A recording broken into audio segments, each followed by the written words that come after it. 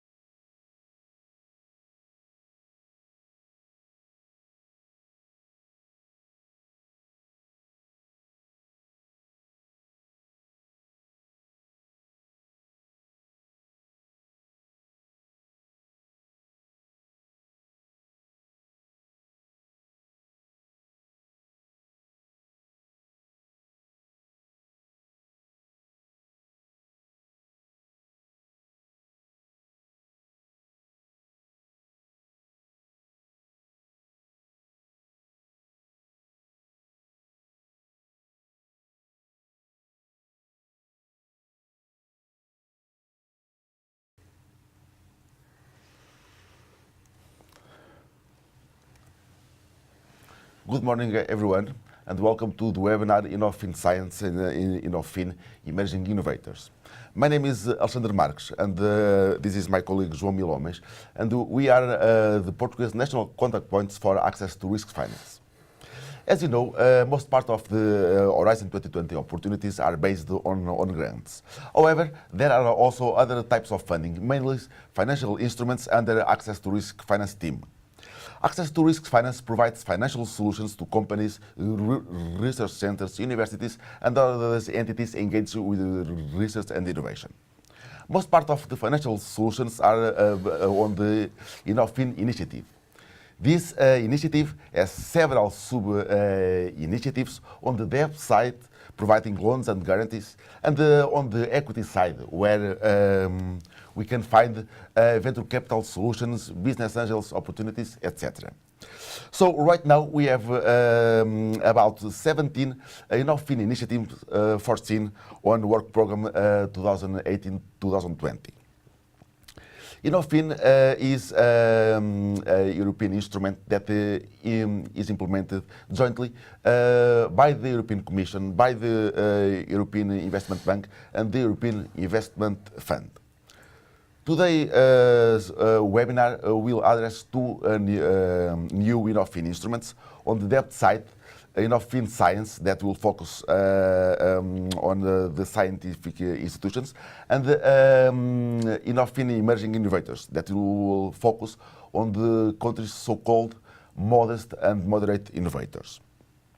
Those brand new instruments might be relevant for universities, research centers, and of course companies, the main target of InnovFin initiative. In this sense, we will have an introduction by the European Commission from the policy officer Ignacio Puente. Then we'll have two presentations from IB Risk Sharing Mandate Unit, Dominic Radot. We'll have also room for questions after each EIB presentation, so we kindly invite you to ask questions by writing on the option you have on the right side of this web page.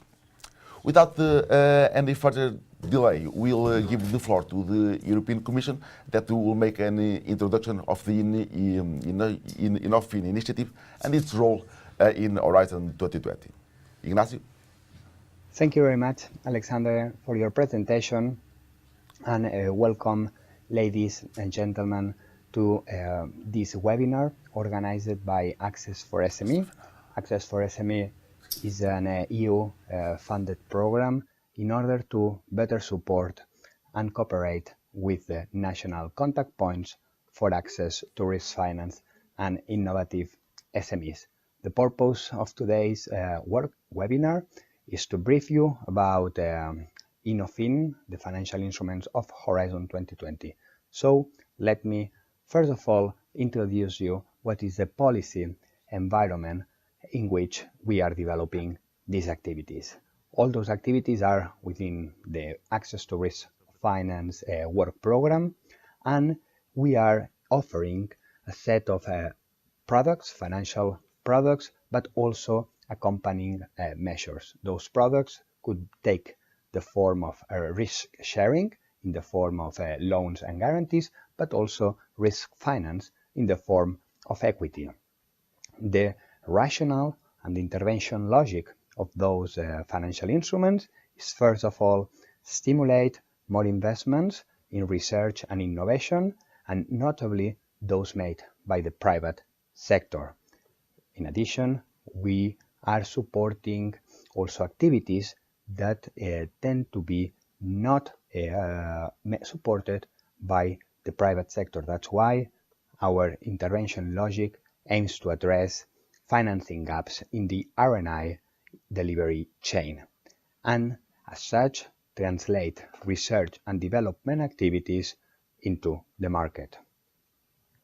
So this set of financial instruments is built on previous experiences. We are not reinventing the wheel, but we are evolving according to the needs of the market.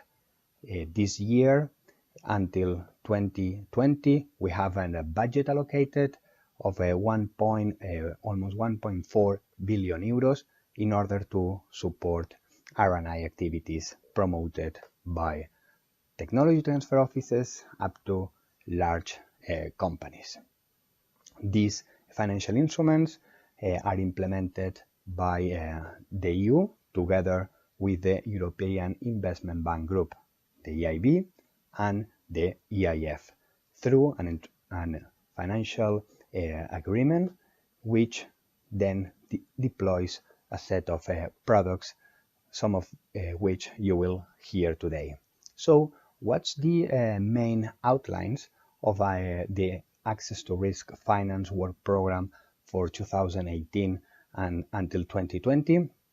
So the first objective is to better coordinate and complement with the EFSI, the European Fund for Strategic Investments. So in order to build synergies and better complement, we have developed together with the EIB a new set of products that are addressing riskier projects, but also those stakeholders that have not been supported during or not have been supported as much as we would like by EFSI. That's why InnovFin is supporting, it's building these new two products in order to better catalyze certain stakeholders, but also certain sector or areas that are critical from an EU policy. By that I mean circular economy, energy activities, and digitalization. So that's why these new products that my colleague Dominic will brief you today are here today. I was saying, address some risky projects or some areas that have not been supported by EFSI, but also those member states that due to their current political situation and also their R&I ecosystem are considered to be modest or moderate innovators. So this is why we are building InnovFin. The new InnovFin products aim to facilitate and accelerate access to finance for innovative SMEs, but also other entities that do carry out R&I actions in Europe, but also associated countries to Horizon 2020. So the new setting, if we look at the different products that we have, we will continue with those products that will be addressing innovative SMEs and which are mainly deployed through financial intermediaries. And we have, as I was saying, building those new products in order to support research centers and universities. By that I mean InnovFin Science and also InnovFin Emerging Innovators. Emerging Innovators understood as those in member states that are considered modest or moderate innovators according to the innovation scoreboard. So by that we believe that in the next year's report we could expect that some areas would be enhanced thanks to these two products, but also other accompanying measures that we will be launching this year and then in the ones that will follow.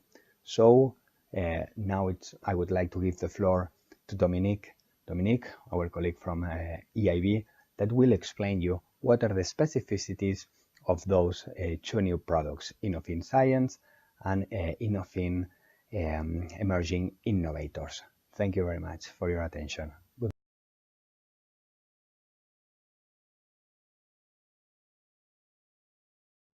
To Dominique Zundradot from the European Investment Bank that will make a presentation for InnovFin Science. Dominique? Hello, thank you. I cannot see this. My name is Dominique Zundradot. I'm very glad that I've been able to, that I was given this opportunity to speak to you today. So hello to everyone around Europe connected to this webinar. Thank you to the organizers as well as to Ignacio for his kind introduction. I will be going through a few slides to present these two new products that have been recently introduced to the InnovFin program. But before I go directly into the specific products, I think it's a good opportunity to start with showing a bit what the EIB is and what InnovFin is. So just a quick technical comments to the colleagues in Lisbon. I currently don't see which slide is being shown, so I don't know if there's a way for you to make it perfect. Very good, thank you. So I think the introduction has been made, so can you please pass on to the next slide? So this is just a quick disclaimer, just to indicate that the presentation I'll be making today is by definition a summary and a bit of an extract of what the products are, so please don't take this as a definitive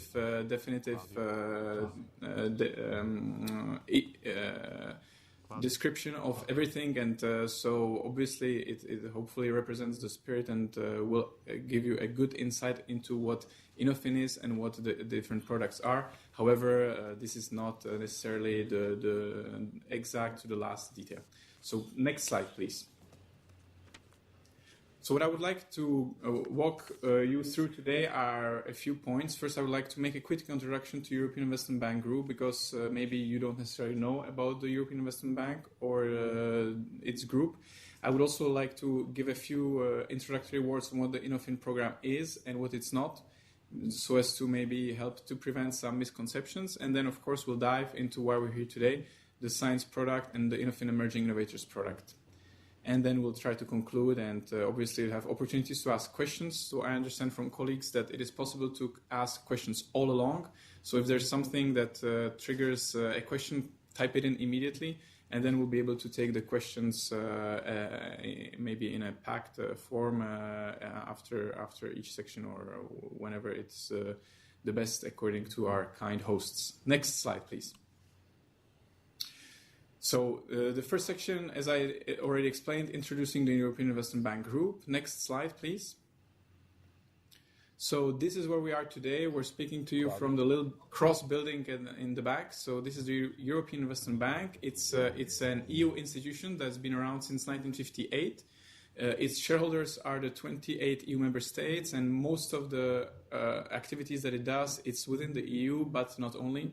And it is the EU bank. So its job is to support policy objectives of the EU by way of providing finance. Next slide, please.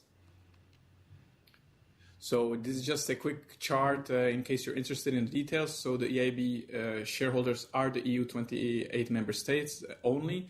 So any decision that is taken by the EIB is approved by the board of directors, where every member state has a representative. Next slide, please. Maybe a few words. So perhaps you're very well familiar with the European Investment Bank, maybe not. But what you might be surprised to learn, that it is the largest multilateral lender and borrower in the world. So we are a much larger institution in terms of activity than what the World Bank, for example, does. Last year, we provided financing of around 75 billion of euros, of which 90% inside the EU. This comes across circa 450 projects, spread out over 160 countries. So our headquarters are here in Luxembourg, but we have also local offices, both within the EU and in countries all over the world. And we deliver these activities through around 3,000 staff. And where we're quite special is that when we look at projects, it's not only financial experts that look at them, but we also have in-house experts on sector, such as engineers and other economists, who make sure that any projects that we finance are economically sound, make good sectoral sense, and also support our policy objectives. And together with the European Investment Fund, which is our subsidiary, we form the European Investment Bank Group. Next slide, please. So together, these two institutions, the 75 billion from the EIB and circa 10 billion from the European Investment Fund, which focuses on intermediated finance, especially through guarantee schemes and investment in funds. Collectively, the group has delivered 83 billion of financing in the course of 2016. Next slide, please. So maybe just a quick chart. So when it's obviously huge numbers. 84 billion is a lot of money, and why we're here is to support investment. And so with any financing that we provide, this always catalyzes other sources of finance to support projects, which in total, obviously, the investment that we help to make happen is larger. So for the year of 2016, we estimate that figure to be at around 280 billion. So through our 84 or so billion euros, 280 billion of investment happening around the world. Next slide, please. So we focus on, as I already told you, EU policy objectives. So this can be broken down into four main categories. The one that's of interest in particular today is innovation. On the right-hand side, circa 14 billion last year, but also environment, infrastructure, and smaller businesses. Next slide, please.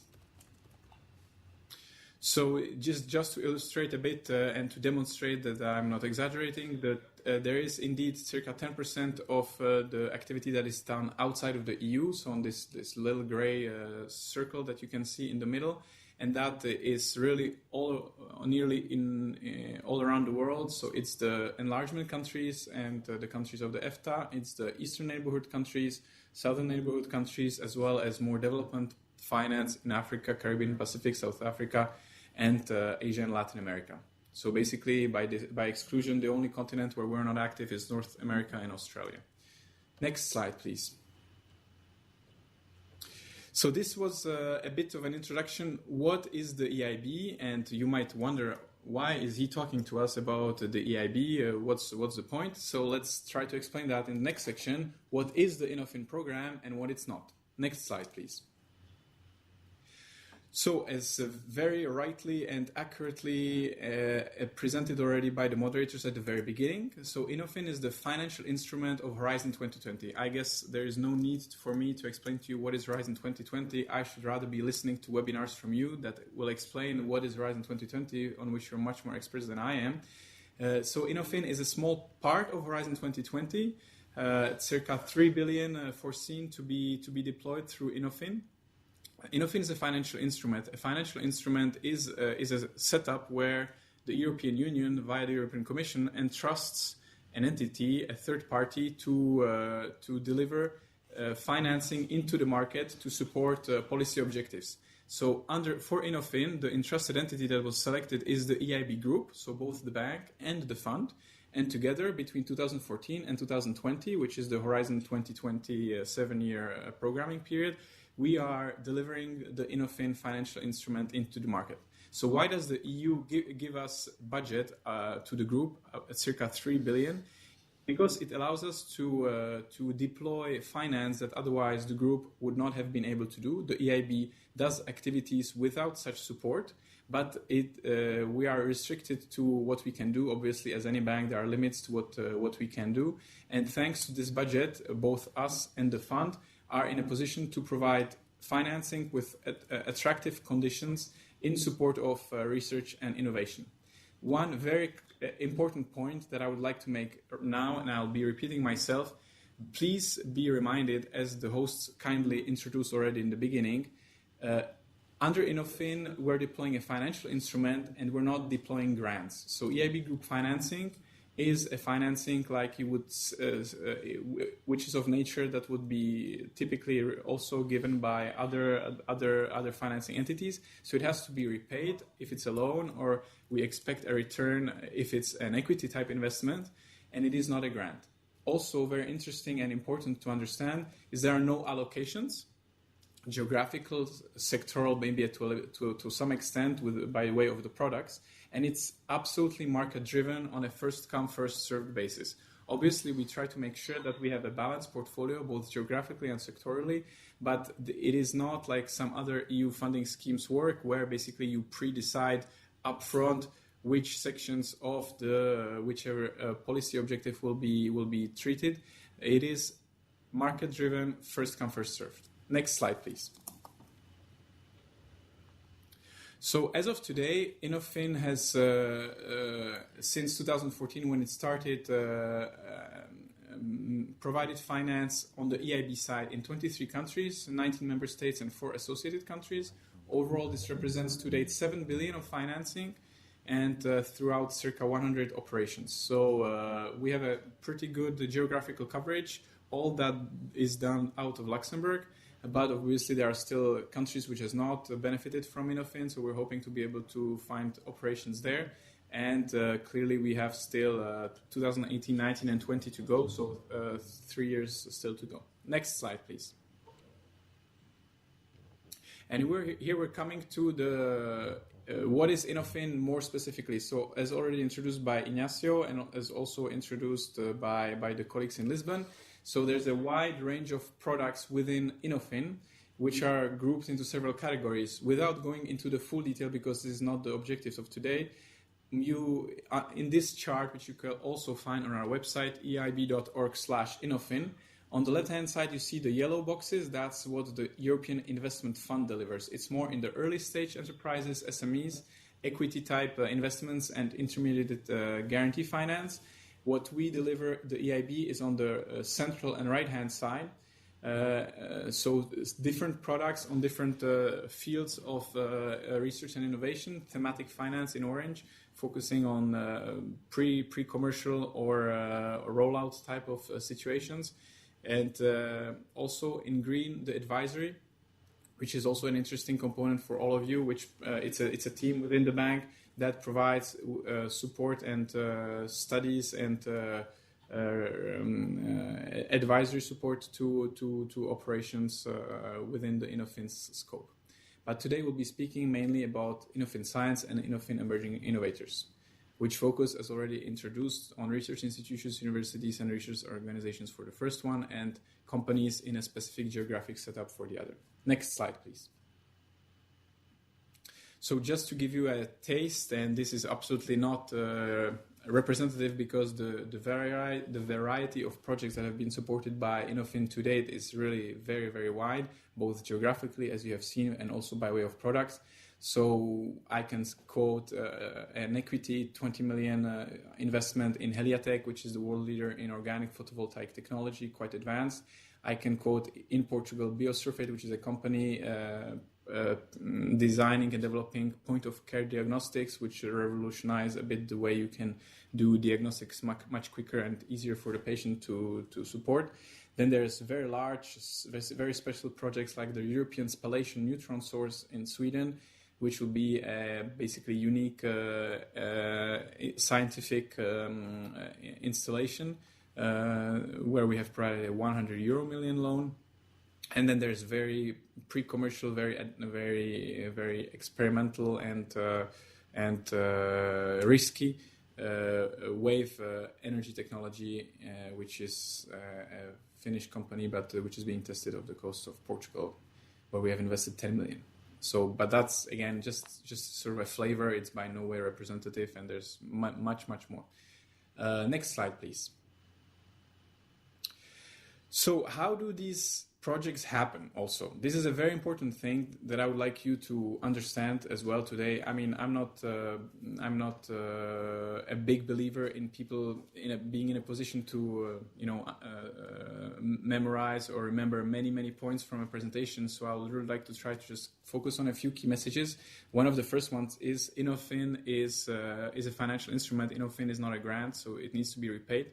And it also means that for us to deliver that, we need to make some checks. So we're a bank. We borrow the money in the market to then be able to lend it to potential customers like the InnovFin companies.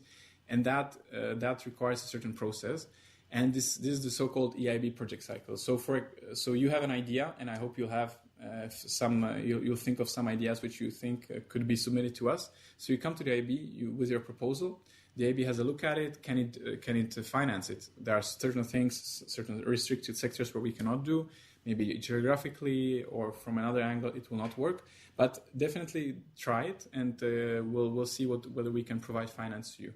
Then we go into an appraisal. So we need to check the project, whether it makes sense, whether it fits with EU policy objective, whether it's financially sound, whether it's through a sectoral analysis, whether it makes sense, whether it brings value to the community where it's supposed to act, or whether the company's plans are sensible. And then we go for approval. I've already mentioned that any operation that the EIB signs is approved by the board of directors, which has representatives of all EU member states, which are the shareholders of the bank. So any operation under InnovFin is approved by the board of directors. Then we sign with you, the customer, and then obviously we disburse if all various conditions are satisfied, and we can go ahead and start actually giving you the money that you have requested that we give you, lend you. Then obviously there's some monitoring and reporting, because on the one hand we need to make sure that you are using the money for the things that you promised to, and also vis-a-vis the commission, which is providing us this risk finance. We need to be able to tell them what's going on with the projects and whether it's being used appropriately. And then obviously, as time goes by, the project promoter starts repaying and reimburses us in full, and that's it. And maybe then there's a new idea, a new project that happens. You need to know that it takes circa 6 months at least to appraise a project and go all the way to signature. Maybe even more, depends on how mature and how well prepared the project is. So it might be a bit more lengthy than the typical bank next door to where your companies or project promoters are located. But next slide.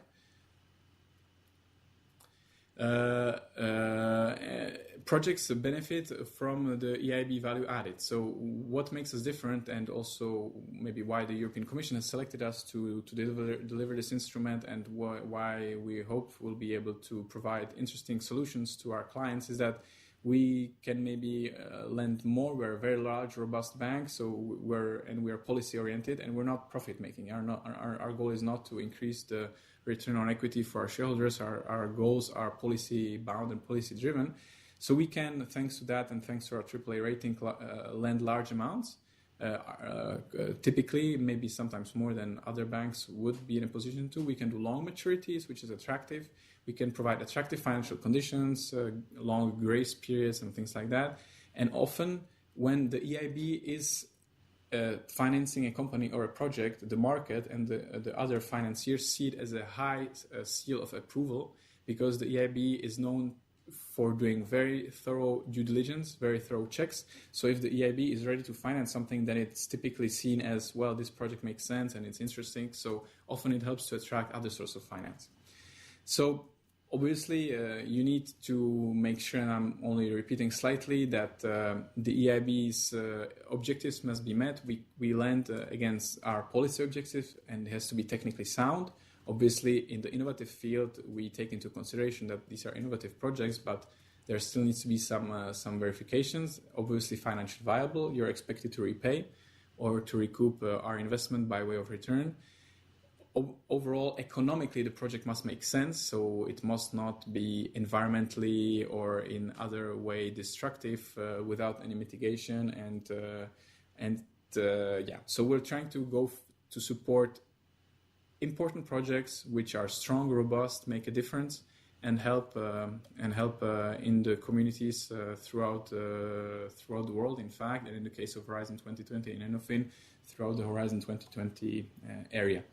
Obviously, it doesn't mean that we cannot take risk. We do take risk, and that's what Innovfin is there for. But it doesn't mean that we don't look at the risk and we completely ignore it. Next slide, please.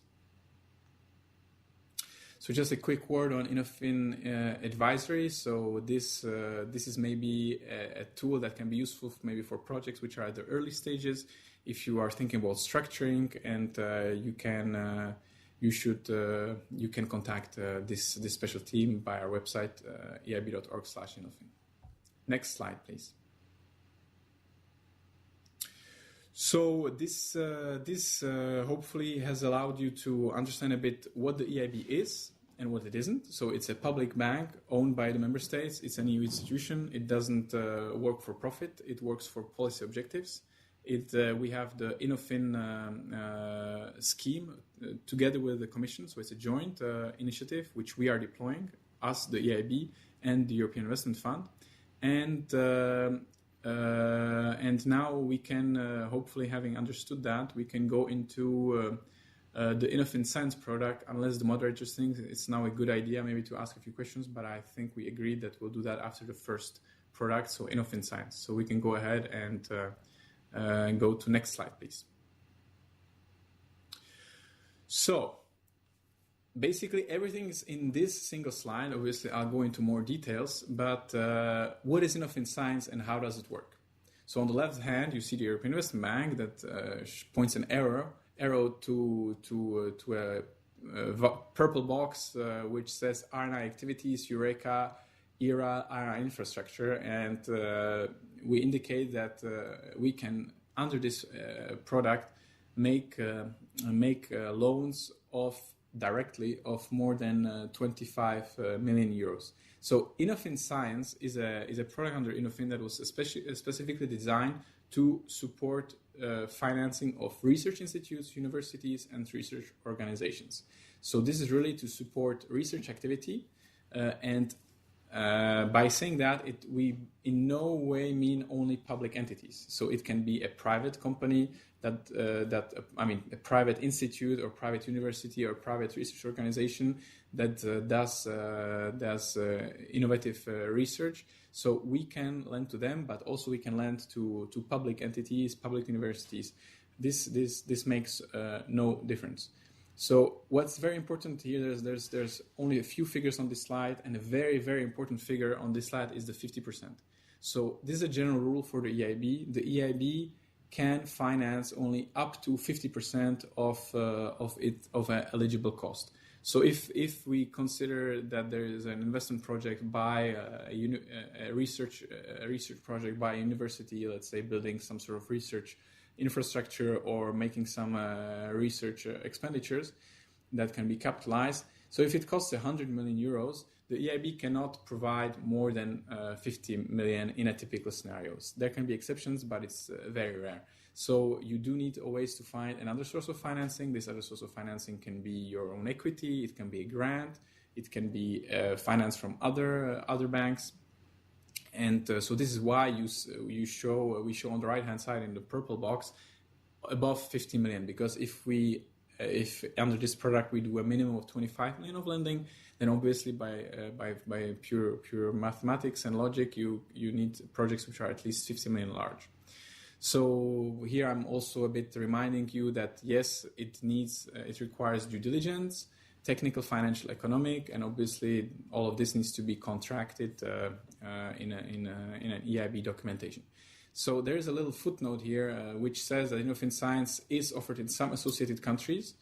This is true. However, the activities that can be supported or the types of costs that can be supported by this product are also available under InnovFin Emerging Innovators. So so if you are a university anywhere in a Horizon 2020 country, you can be served with finance from the EIB.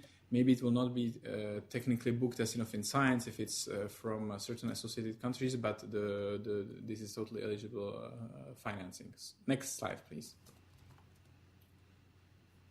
So here I'll be detailing a bit to explain what are the type of things that InnovFin Science can provide finance for. So in the bucket of research and innovation activities, this can be research, development, and innovation activities. So this is quite broad, and in the end, it's always those engineers and economists in our in-house teams, which I mentioned at the very beginning, which makes us special, because we have these in-house experts who check that the projects are robust, sound, and are aligned with the eligibility that the Commission has asked us to follow. So it can be investments in ICT infrastructure, deployment of key enabling technologies, and also we have a special bucket from the Euratom funding program for fission program in support of fission R&I investment projects. So those are what we call R&I activities. And you will see later, because I'll be showing you a similar slide when we talk about emerging innovators. This is also eligible under emerging innovators. So it can be also an R&I infrastructure. So it's a facility, a resource, service used for research.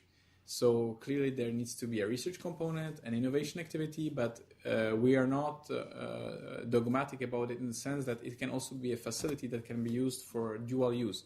So it can be a laboratory which is majority used for research, but it can also be used for teaching or other uses. So this is helpful in the context of university setups, for example, where often, and for a very good reason, things are being mutualized. So it can be, these are the little circles or ovals below: scientific equipment, e-infrastructures, tangible and intangible infrastructure, human resources to achieve excellence, knowledge-based resources, etc. Next slide, please. And obviously, under InnovFin Science, you can also request finance for projects that fall under Eureka. Eureka, I'm sure you know quite well, certainly better than me, and also under the ERA, European Research Area. So this again underlines the focus of this product. Next slide. So as Ignacio has kindly explained in the introduction, these two products that I'm discussing today, so InnovFin Science and InnovFin Emerging Innovators, have been introduced recently to the InnovFin palette of products. You remember the big table with all sorts of products. So this has evolved in the middle of this year to accommodate certain evolutions in the market, and also the fact that we have other financing instruments available at the EIB with the support of the European Commission.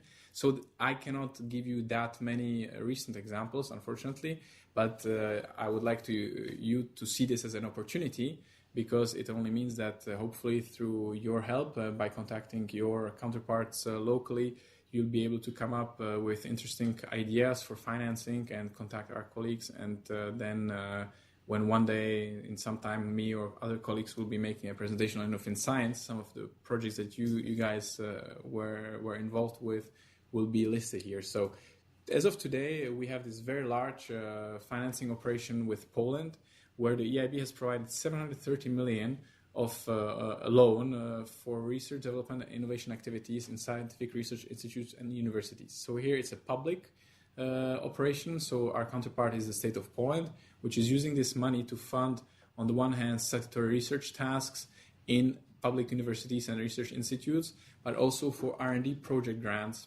awarded through their National Science Center and the National Center for Research and Development. So this is the public case, but as I tried to explain a bit earlier, this is in no way a rule. It can very well be also on the private side. It's true that there's not maybe that much private academic type research in Europe, but there are certainly cases where this can apply. So when we look at some of the operations where I cannot give you much details because it's currently under appraisal, we intend to support a university in Europe to improve its research facilities. So this falls under European Higher Education Area and European Research Area objectives. We're thinking of supporting the construction of research infrastructure in a very specialized scientific research center, and also a bit like for Poland, with another country though, public research activity program at national level, which is then trickled down to the entities below. So clearly, these are just examples, as you might have hopefully understood through the definitions of the types of tasks that can be financed. The range is very, very broad, and so much more can be done than these one signed and three in the making examples. So definitely don't be shy. Yeah, this is my maybe third message today. Please don't be shy, and if you think that there's an opportunity for you to seek financing with the EIB or with the EIF in case of the other products under InnovFin, do go ahead, go on our website, contact us through the web form, describe a bit the project that you have. Maybe you have a lot of information to provide, maybe you have little information to provide, but do engage us. And let's see whether we can help you. Obviously, there are certain minima that we can do. There are certain things that we cannot do, but very likely we will be able to help you, or at least have a look. And so please don't be shy and submit your projects, because this is why we're here, and we certainly need promoters to come and contact us and provide us ideas with projects. Maybe just to preempt a question that I might be getting, so that am I saying that the EIB is a passive entity sitting in Luxembourg waiting for project promoters to call them with ideas? No, we source our projects through multiple sources. Sometimes it's indeed companies or projects that contact us, but quite often it is our loan officers who scout opportunities in the various markets, who are covering various geographies and sectors, and so it's definitely a two-way street. But please don't be shy, and also don't be shy to ask questions. So I'm hoping that maybe already colleagues in Lisbon have received typed questions from you, or maybe you're right now typing a few questions at this moment.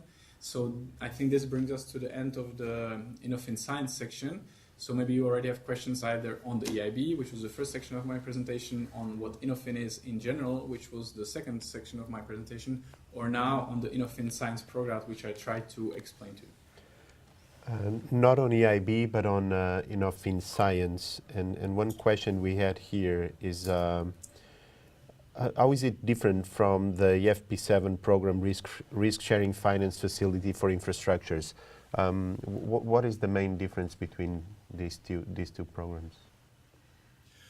Thank you. Very, very good and valid question. I was not involved in detail with the deployment of the RSFF. However, I'm through discussions with colleagues, and this goes back. I can maybe provide a short answer. projects? Already compared to the beginning of InnovFin, in this change that I've described in July 2017, we tried to make sure that we are not being too restrictive in our sectoral and eligibility approach, which might have been in certain cases the case. I know for a fact that under InnovFin large projects, which used to be the old home for operations like the ones that InnovFin Science is targeting now, if you had a dual use facility, it was not okay. Either it's 100% research and innovation 24/7, no teaching, no public outreach, no private use, nothing, and it's eligible, or you have a little bit of something else, but in that case it's not okay. So we made sure that we are not as strict with our appreciation of the eligibility. So this is one example. I think it's a bit difficult to, certainly for me, because I don't have the detailed knowledge of RSFF. And in any case, it will be a bit difficult to make a detailed side-by-side comparison.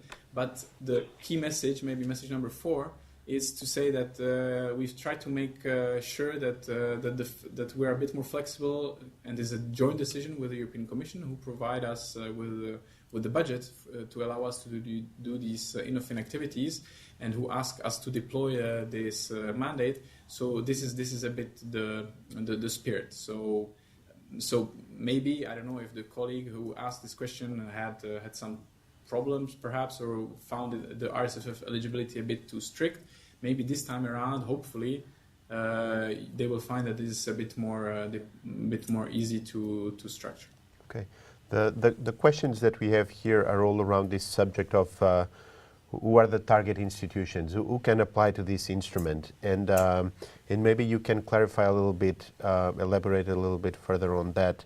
We have, for example, a research center based on a university, but that does not have a lot of assets because it relies on the university and on the university infrastructure. Can they still ask for a loan under the InnovFin Science? And also, for example, a startup with a very strong research R&D component, are they eligible? Very, very good questions. Thank you. So the first one, who can apply for this?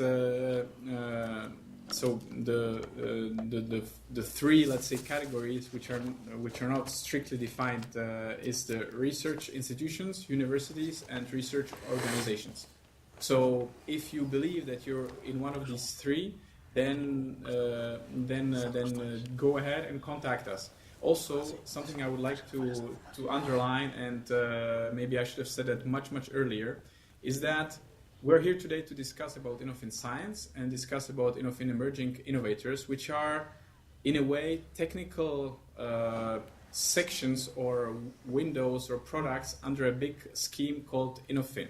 So you as possible customers, your job is not to worry too much about, okay, do I fit under this or that, etc.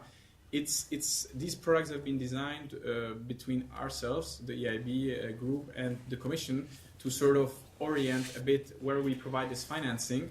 But if you feel that you should be eligible, then go ahead and contact us, even on a very preliminary basis, and let us worry about that, whether you are eligible. Because it's as I said in the disclaimer, it's impossible to describe, or it's very difficult to describe upfront all the various technical details of who is eligible, who is not. So you should not auto-censor yourself from applying because you think, oh, well, maybe I don't fit in the category that the gentleman on the screen described, or whatever is written on the EIB website. So this is just, and also a second reason to that is that obviously I'm here to talk about InnovFin, and InnovFin is something that the EIB is here to deliver, and it's important, but there are other schemes, and there is also other types of finance and other focuses that the EIB provides. So maybe it does not fall under InnovFin, but it might fall under another product that the EIB has.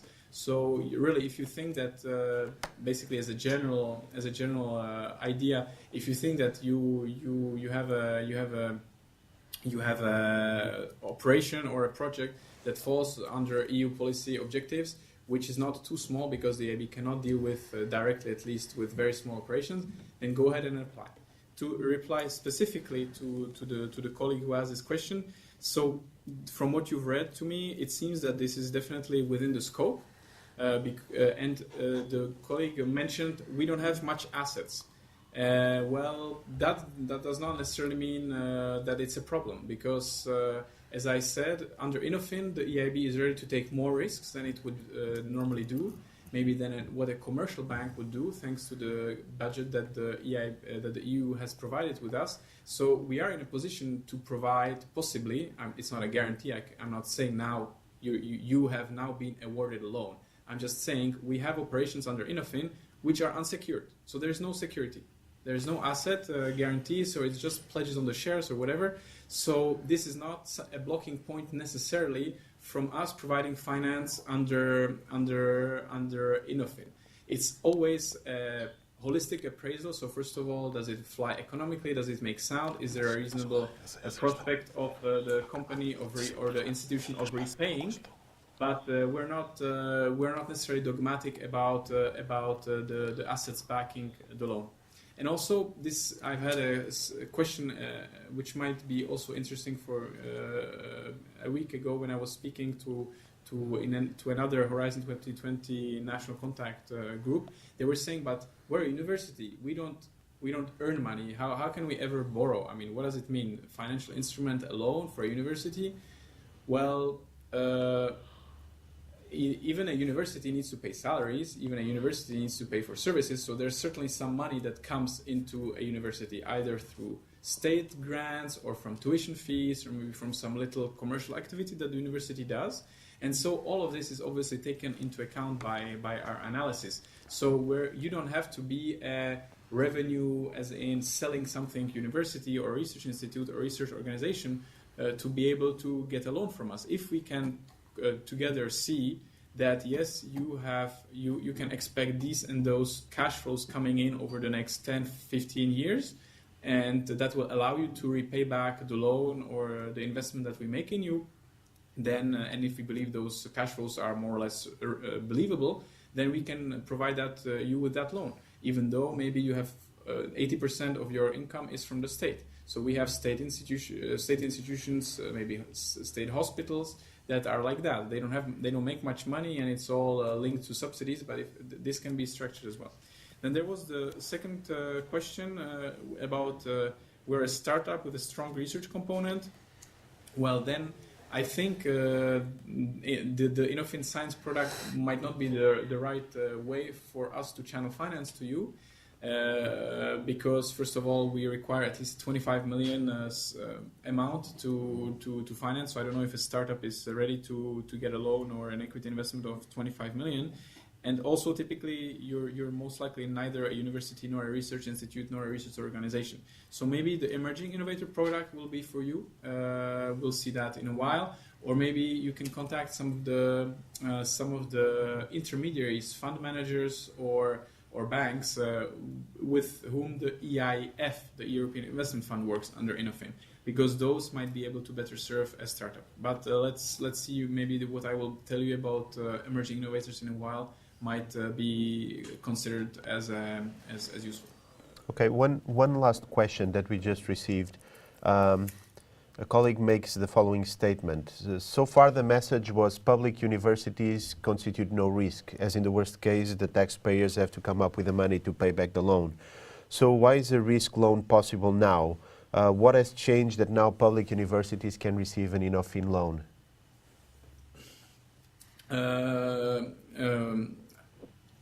First of all, I don't know, I cannot guess what is the full background for this question, because even before the change that we've introduced in July 2017 to the InnovFin scheme, there have been operations with state guarantees or with intergovernmental bodies. For example, there is a loan under InnovFin to CERN in Switzerland. The European Spallation Neutron project is also government-backed, and so there are certainly cases already under InnovFin where a state type or state guaranteed entity was able to receive InnovFin finance. It is correct, however, to say that up until now, maybe InnovFin was much more focused on seeking out highly risky operations and more or less limiting itself only to these risky operations. However, as I already tried to explain, the spirit of the July 2017 change, which created InnovFin Science, which created InnovFin Emerging Innovators, and which removed large projects and mid-cap growth finance, is to become a bit more flexible and accommodate even operations which would typically bear a bit of a lower risk, but which, while still represent, if they still represent a policy objective and fit the criteria that I've described, then they can receive finance. Obviously, the state of Poland, which has borrowed from us under InnovFin Science, the 730 million operation, is not a very risky counterpart. We are quite sure that the state of Poland will repay us those monies. So on this aspect, it's a change indeed, perhaps compared to what we used to do under InnovFin before. Thank you, Dominic. We are glad to see that we can have more open financial instruments, mainly to research centers and the universities. Now, we'll go to the second part of this webinar, and Dominic will present the InnovFin Emerging Innovators instrument. Dominic? Thank you. So, again, if I can ask the colleagues to kindly show me the slides. Perfect, thank you so much. So, InnovFin Emerging Innovators. So yet again, a chart which, in absolute terms, describes it all, but obviously I'll go into more details. But first, let me give you the big picture. So, InnovFin Emerging Innovators is a second successor to the former InnovFin large projects, but with a twist and with a certain geographical focus. So. InnovFin Science focuses on research institutes, universities, and research organizations in most of the Horizon 2020 area countries. And InnovFin Emerging Innovators is a product that tries to put a specific focus on certain countries. Which ones I will show in a while on the map. But bear with me for a second. So it's already, it has been already introduced by both the moderators in Lisbon and Ignacio in his introductory word. It's the so-called moderate and modest innovators according to the EU Innovation Scoreboard and all associated countries, all of them, not just ones that could be considered moderate and modest innovators. So why did we do that? Is that we, as maybe you may recall the chart in the beginning with the various showing that the 19 member states and the 4 associated countries have successfully received InnovFin finance. Well, the chart is a bit is quite well shaded in the west and north of Europe, and maybe less shaded in south and east, and in the associated countries. And our goal was to really give an extra push to deliver in those countries, and also. In conjunction with the European Fund for Strategic Investment, the so-called FC or the Juncker Plan, this also makes sense in the context of the various products that the European Investment Bank is providing. So this is why this is a product which has a bit of a geographical focus, which is slightly contradicting what I said earlier, that there is no geographical allocation. It's true. We are not saying each country will get 50 million or each country can get maximum 100 million or minimum 10 million. That's not how it works. It's still market driven. Operations, and we need to find operations, or operations need to come to us. But under this product, typically we would only focus on the geographies that I've just described. This doesn't mean that it's an absolute rule. There can be exceptions, but this is really the focus of the product. Yet another figure, which I've already underlined, and I'm going to underline it again, it's the 50%. So under emerging innovators as well, because this is an EIB overall policy choice, we typically invest at most 50% of an investment, of a project, of a cost. So here, under the direct financing, we can possibly. It's a bit of an exception, and don't take this as an absolute rule. But really the bare minimum that we can provide in terms of size, because we need to do large operations or operations of a reasonable size if you want to get to 80 billion per year. So we can go as low as 7.5 in exceptional cases. So this you can compare to the 25 under InnovFin Science. And we can do that either directly or through intermediaries. So the intermediary route is more of an option. So if there are indeed intermediaries in the market which are keen to work with us on intermediate finance under InnovFin Emerging Innovators, we're happy to speak with them. But we are very actively focusing on the direct financing part. And there you will see that it is all the activities that I've described already to you under InnovFin Science, so research and innovation activities, research and innovation infrastructure, Eureka Era, but also financing of innovative mid-caps. And we'll get to that in more detail. So next slide, please. So maybe you're familiar with this document or this sort of classification, the European Innovation Scoreboard, maybe not. So this is a scoreboard that the European Commission prepares and updates every year, and it classifies EU member states into 4 categories. So you have innovation leaders in the dark green, strong innovators in the lighter green, and then moderate innovators in yellow, and modest innovators in orange. So this, so as you can see, I mean, even though it's not an absolute rule, so the innovation leaders and strong innovators, there are more in the west and north of Europe, whereas the moderate and modest innovators are more in the south and east of Europe. So this, within the EU, this is the target. So these moderate and modest innovators, so the orange, the dark orange and the not so dark orange, and all of the associated countries. So it might indeed be a bit counterintuitive to call Switzerland and Israel emerging innovators, but the decision was made to include all of the associated countries under this product, because as you might have seen, we've only covered 4 so far out of the 16 or so. So we want to make a push into the associated countries as well. So you have the full list. I'm sure you're quite aware of who they are. And so any of those is eligible under this product. So typically you would not be able to finance a product, an operation under this product in France or in the UK or in Sweden, but you can do that in Switzerland, Italy, Spain, obviously, Romania, Bulgaria, Poland, the Baltics, Czech Republic, Greece, Cyprus, Malta. Next slide, please.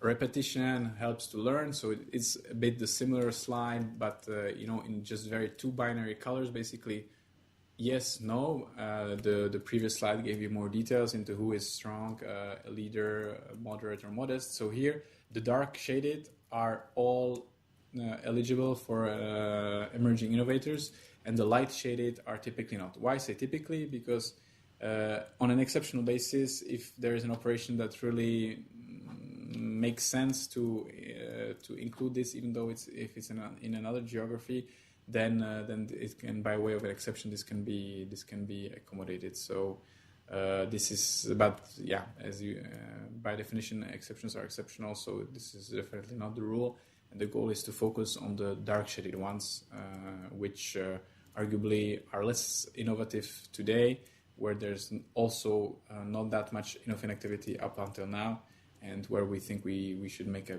big push and hopefully provide quite some interesting finance to operations. Next slide, please.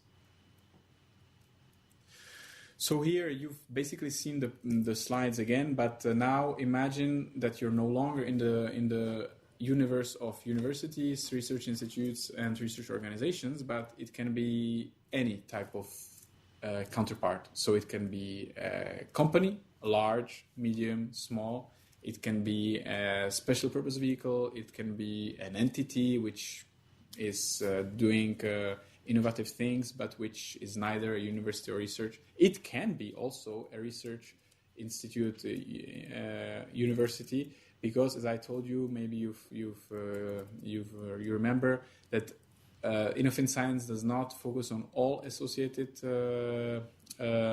countries, whereas under the Emerging Innovators, we have agreed with the Commission certain additional mechanisms which allow us to support any entity from these countries. So de facto, this means that with the conjunction of these two products, a university, a research institute, or research organizations from anywhere in the Horizon 2020 area can receive support for R&I activities, R&I infrastructure. But then again, emerging innovators typically, but not exclusively, you have to imagine companies or other types of entities. So if you think of a company that does research, development, and innovation activities, or there's a project with ICT infrastructure, etc., etc., etc. So this is what can be supported in this geographical area. Next slide, please. So this is the same. So typically a Eureka or ERA project will be with a university, research institution, or research organization. But especially if in those countries which are not directly covered by InnovFin Science, this is important that it is indeed available under Emerging Innovators everywhere. Next slide, please. And this is also an interesting novelty. Maybe it will be easy to understand for some who have already dealt with InnovFin in the past. But let me try to explain. So also a way how to receive finance, how to qualify for finance under Emerging Innovators is if you can fit into one of these 11 innovation criteria for companies. So if you remember the two slides that we've seen, it was about operations. An operation is about a research and innovation activity, or about ICT infrastructure, etc., etc. Here, it's financing for companies where they basically for their research activities or innovation activities, or as long as they fit one of these innovation criteria. So what are those? As a first criteria, it can be a fast-growing enterprise, so 10% a year in terms of sales growth over the last 3 years, growth in full-time employees at 5% per year. Or it can demonstrate that it has significant innovation potential, or is R&I driven, either by showing that the research expenses are at least 5% of its annual turnover, or that the EIB financing will be at least 80% dedicated to research and innovation expenses in the next 3 years. Maybe it has received a grant, loan from one of the EU or national research and innovation support schemes over the last 3 years. It has received an innovation prize. It has filed a patent. It has received investment from a private equity fund or from a business angel. It's in a innovation park or technology cluster focused on research, or it has benefited from a tax credit or tax exemption related to R&I investment. So normally, if a company is really, trying to be innovative or to innovate, normally you fit that company or can fit in one of those 11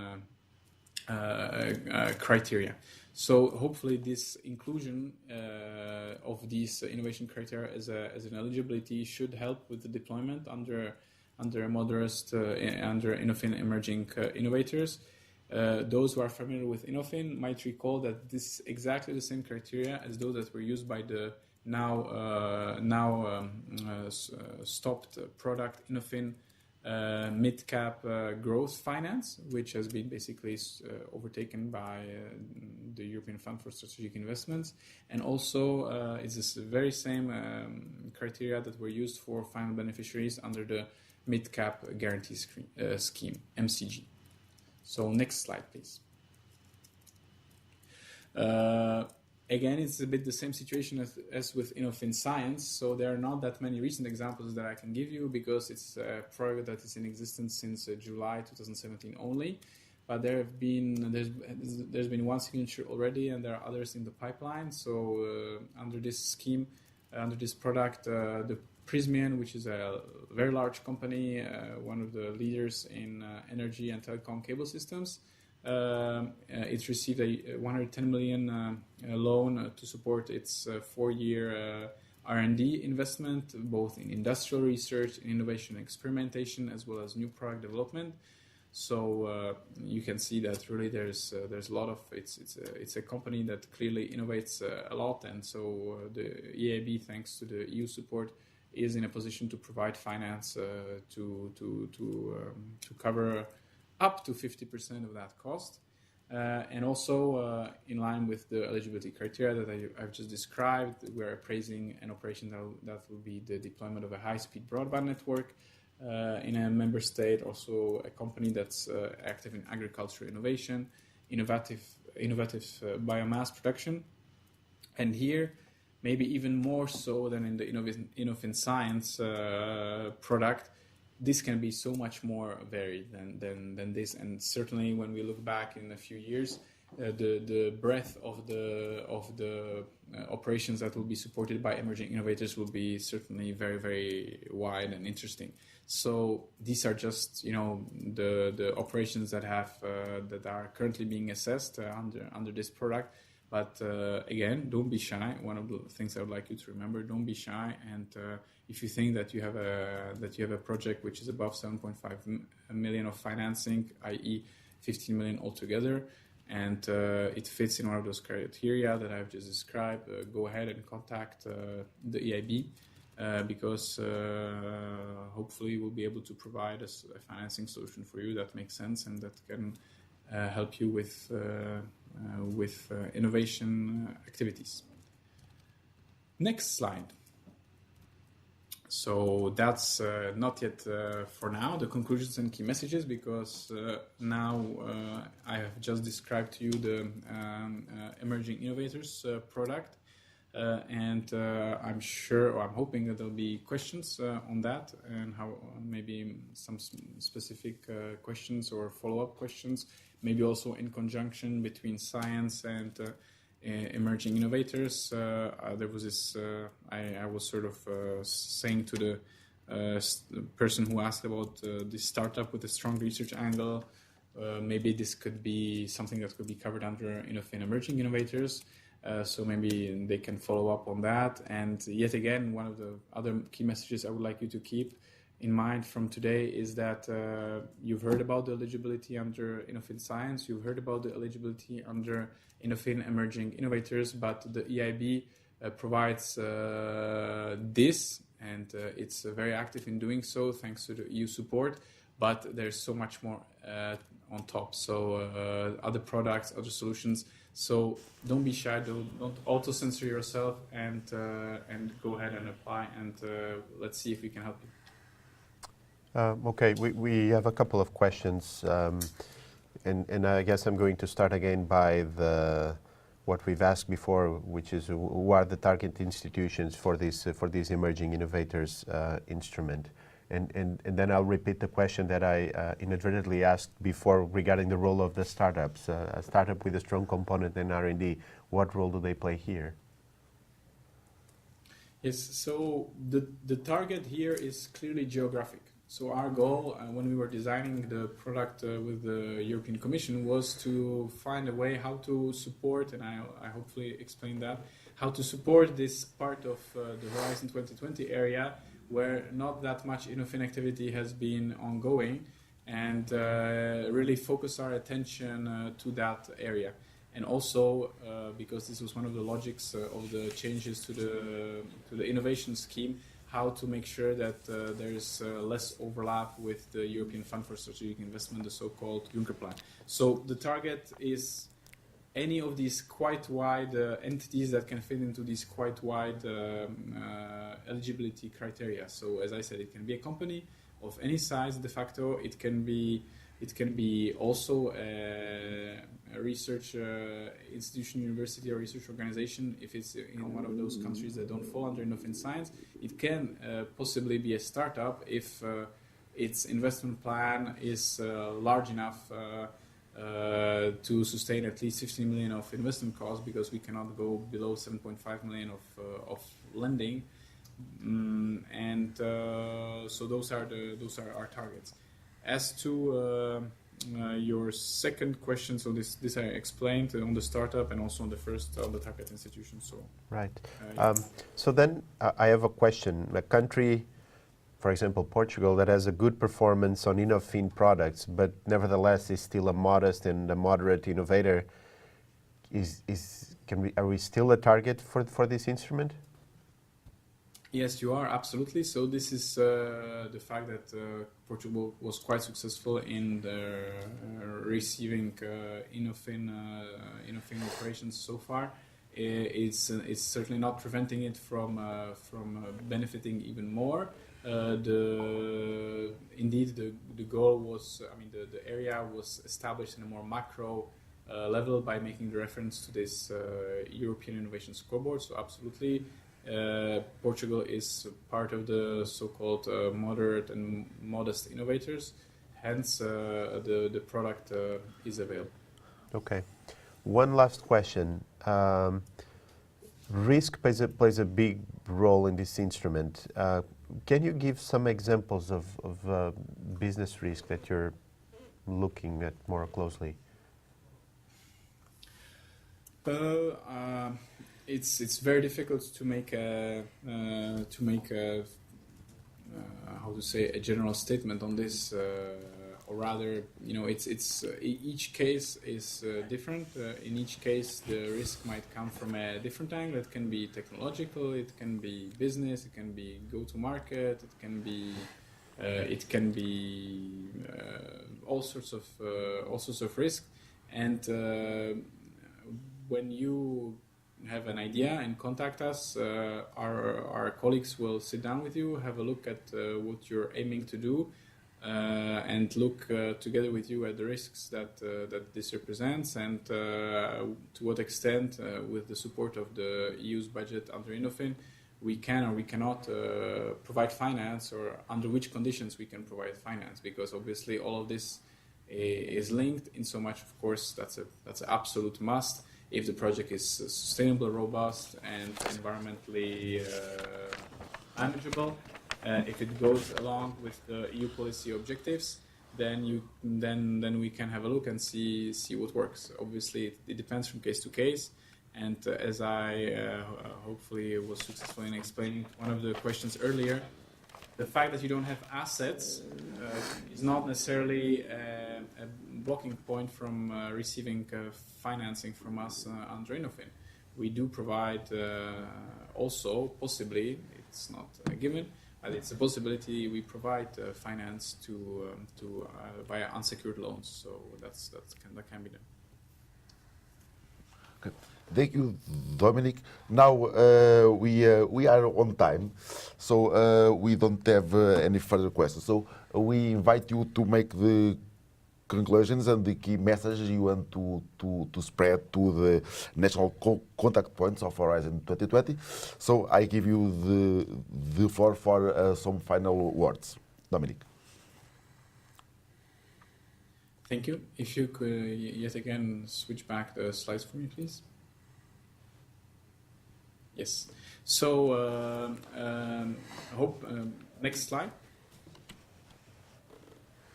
So just a quick recap.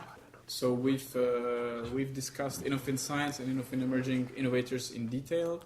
So if we are to summarize this in big picture terms, so the promoters that we are targeting under InnovFin Science are research institute, universities, and research organizations on InnovFin Science side, whereas it's typically corporates of all sizes, but also special purpose vehicles, but also other entities, including research institutes and universities and research organizations on the side of InnovFin Emerging Innovators. So much wider scope in terms of who can borrow or who can we invest in under emerging innovators than in science. On the geography, however, InnovFin Science is available throughout the EU 28 member states and some associated countries, not all. However, on the other hand, InnovFin Emerging Innovators is only available in these EU member states with moderate and modest innovator status and all associated countries. In terms of financing amount, it's not exactly the same. We can possibly and it's a bit of an exception, but we can possibly go as low as 7.5 million of financing under InnovFin Emerging Innovators. But yeah, it's not what the EIB typically does, because it's very, very small for us in terms of recouping costs and instructing the files. However, under InnovFin Science, typically we would need to provide financing of 25 million at least. But in any case, and under both products and under 98% of EIB activity, we can provide only 50% maximum of the cost. So if you have a project that requires 100 million of financing, we can provide 50 possibly, but you will need to find another source for the remainder. Next slide. And then in terms of the very key messages, so hopefully throughout my discussions today, you've understood that what the EIB is, what the EIB group is, and that innovation is quite key to what the EIB does, and that it is one of our focus policy areas. Hopefully, if you didn't know it already, and you most likely have, InnovFin is a joint program with the European Commission that covers a very large spectrum of financing options. We discussed 2 of those today, but there are others delivered either by the European Investment Fund or by the bank. All of this thanks to the support of the EU and its budget via the European Commission. And very, very important, yes, we discuss InnovFin Science, yes, we discuss InnovFin Emerging Innovators, and yes, I've also very briefly touched upon other InnovFin products, but if you don't find a home, as I say, for a project that you're envisaging, don't give up on contacting the EIB. There might very well be another scheme that you just haven't heard about, which will allow us to support your operation. So don't hesitate to contact us. Don't be shy, as I said at least 10 times today, and reach out to us, and maybe we can help you. Obviously, this is not a guarantee in any way. It needs to go through the robust due diligence, and it needs to fit with the policy objectives. But it's not only about InnovFin, and even if it's in the innovative space, it might be outside of InnovFin's scope, but well within what the EIB group can do. Also, I guess this is very clear to all, but it doesn't hurt to repeat the finance that we provide under InnovFin and by the EIB group as in general is not a grant and has to be repaid. So that repayment can be scheduled over many, many years. We can do very long tenors of our loans or investments, but the key starting point is that those monies will be repaid, and we need to believe in when we sign with you that this will actually be the case. And then, yeah, this is the conclusion of all of this, and the very goal of all of this is that please don't hesitate to contact the EIB to submit your project. Don't be shy. The appraisal of a project is a discussion, which, given the length of the investment cycle, it can be at least 6 months or even more. So the sooner you engage that discussion, the better. And the best way how to do that is simply to go on our website and use the contact form. You can find that through eib.org/InnovFin, or you can contact infodesk at eib.org, or you can even call us, and we'll take it through. All of these channels are very closely monitored, so normally, if all goes well, your message will not be lost. So don't worry about that, and we'll try to find a solution for you, and hopefully it'll be under InnovFin, and if not, maybe another financing tool. So thank you very much, and thank you for the organizers, obviously, for giving us this opportunity to present to you today. Thank you, Dominic. We are reaching the end of this webinar. Under InnovFin initiative, you can find the opportunities for all kinds of institutions. The initiative that were presented today are managed directly by EIB, so any institution can contact directly EIB. We, as national contact points, can advise potential proponents of the opportunities in Horizon 2020, including InnovFin initiatives. Access to risk finance is and SMEs have a network called Access4SMEs, and we promote SMEs initiatives and access to risk finance products available in Horizon 2020. So we invite you to follow also Access4SMEs activities on our website, mainly our events, workshops, webinars that we organize on SMEs and risk finance areas. These presentations will be available later on. You'll receive an email when it will be available. Would like to thank the participation of Inácio Puente from the European Commission and of course Dominic Radot from the European Investment Bank for his detailed presentation. And of course, your participation on this webinar. It is important to spread the word to all NCPs. That's all from our side. We wish you a very nice day. Thank you. Thank you. Thank you.